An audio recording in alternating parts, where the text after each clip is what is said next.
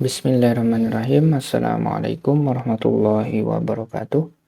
Balik lagi ke belajar matematika bilingual part yang kedua bersama saya lalu Muhammad Gilang Karisma. Nah, di sini kita lanjut ya dari pelajaran yang kemarin. Kita mulai dari perkalian, yaitu bahasa Inggrisnya itu multiplication. Nah, kalau pembagian itu division. Nah, lanjut. Nah, sisa pembagian kan biasanya ini diterapkan kayak 20 bagi 3 gitu ya. 20 bagi 3 kan dapatnya 6 terus sisanya 2. Kan 18 itu kan dapatnya 6 gitu ya kalau dibagi 3. Nah, sisanya 2 untuk ke 20. Nah, itu yang saya maksud di sini sisa pembagian. Bahasa Inggrisnya itu remainder.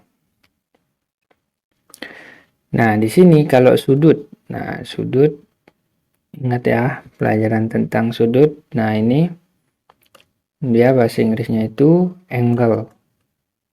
Nah, kayak ya anak-anak zaman sekarang angle kiri, angle kanan.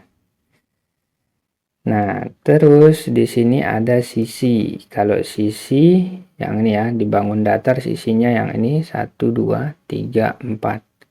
Itu side. Oke. Lanjut, right angle. Right angle itu kemarin kan kalau right itu apa? Siku-siku ya. Jadinya di sini sudut siku-siku. Nah, garis sejajar, kalau garis sejajar itu biasanya kan kita bilang garisnya itu paralel ya. Nah, sama di sini juga parallel line. Kalau kalau sudut lancip. Nah, sudut lancip itu bahasa Inggrisnya itu acute angle. Nih, pernah kan belajar di SD tentang sudut lancip. Nah, ada juga sudut tumpul.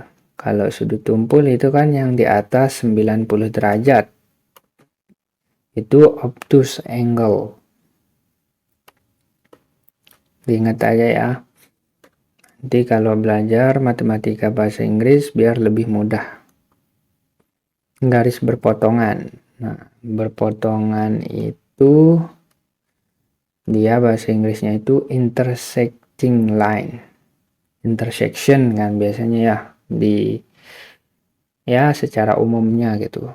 Nah, kalau berpotongan itu intersecting line. Garis yang berpotongan.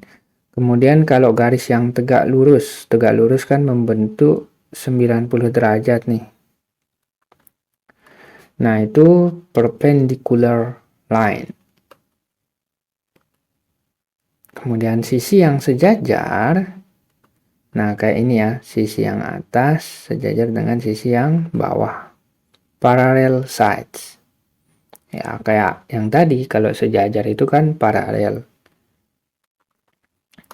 Kemudian kalau jajar genjang, nah karena kemarin kita belum tambah kosakata jajar genjang. Nah, kita tambah di sini itu parallelogram. Kemudian kalau keliling, nah ini keliling maksudnya dari yang luar di sini ya, penambahan yang luar di sini, itu bahasa Inggrisnya perimeter. Nah, kita lanjut ke lingkaran. Kemarin kan lingkaran udah dibahas tuh. Kalau lingkaran itu circle. Nah, ini bagian di dalam lingkaran tersebut. Pertama pasti ada titik ya. Nah, titik itu kalau di sini bahasa Inggrisnya itu point.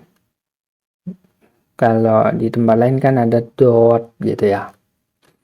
Kemudian kalau titik pusat. Nah, titik pusat di sini itu bahasa Inggrisnya center.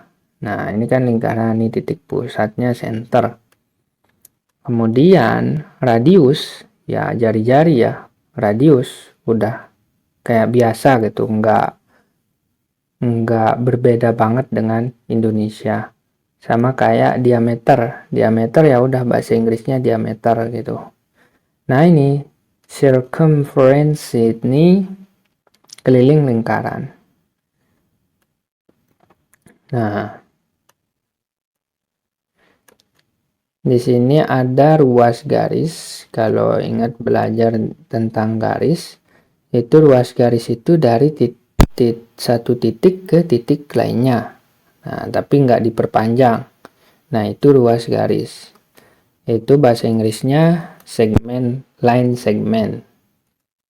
Nah, terus kalau garis line yang biasa, ini kan ada titiknya, tapi dia nggak terbatas. Dia sampai ujung, makanya ada panahnya nih. Dia nggak terbatas lah gitu. Itu line biasa. Kemudian kalau sinar garis itu kayak gini.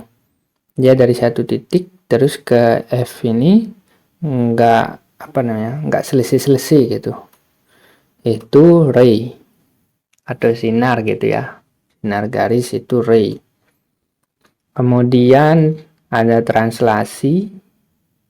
Kalau belajar tentang geometri nih ya, translasi ya udah translation gitu bahasa Inggrisnya.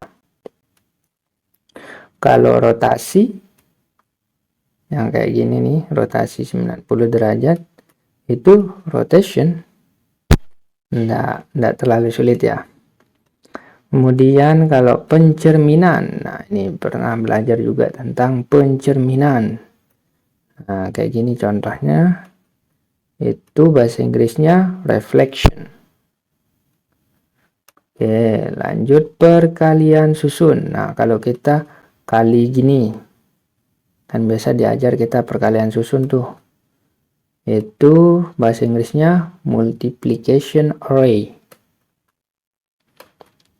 Nah, ada pembulatan. Pembulatan itu bahasa Inggrisnya round. Kalau pembulatan ke bawah, ke atas itu round up. Oke, jadinya kalau ke bawah bisa ketebak ya. Round down. Oke. Lanjut, kalau tambah itu ini lambangnya. To add.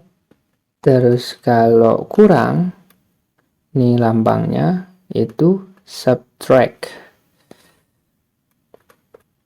Kemudian kalau kali, kan tadi yang kemarin-kemarin kan perkalian, pengurangan. Ini yang murni dia kali tambah kurang gitu. Bagi kali, di sini gini lambangnya itu multiply, dan bagi ini lambangnya bisa yang bentuk berbeda itu ya, itu divide.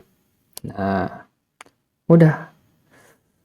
Oke, sekian dari saya. Wassalamualaikum warahmatullahi wabarakatuh.